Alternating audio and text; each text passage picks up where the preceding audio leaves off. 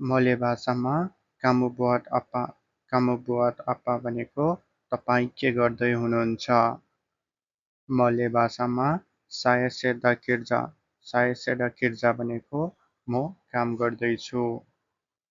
मले भाषामा साया रेहात स्काराङ भनेको म अहिले आराम गरिरहेको छु।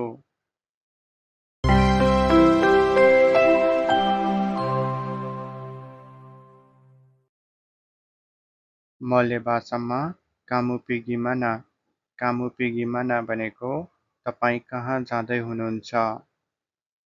मले भाषामा साय पिगी किर्जा भनेको म काममा जाँदैछु। मले भाषामा साय बालिक रुमा भनेको म घर फर्किँदैछु। मले भाषामा पुकुल ब्रापा स्काराङ भनेको अहिले कति बज्यो? मले भाषामा स्काराङ पुकुल लापान भनेको अहिले 8 बज्यो। मले भाषामा पाहाम्ता भनेको बुझ्नुभयो कि? मले भाषामा पाहाम भनेको बुझे। मले भाषामा तापाहाम भनेको बुझिन। मले भाषामा कामु बुवाट आप्पा स्काराङ भनेको अहिले के गर्दै हुनुहुन्छ? मले भाषामा साय सेडा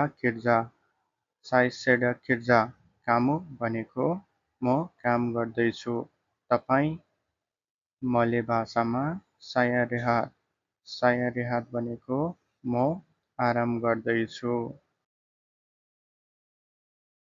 मले भाषामा बुवात आप्पा भनेको के गर्दै?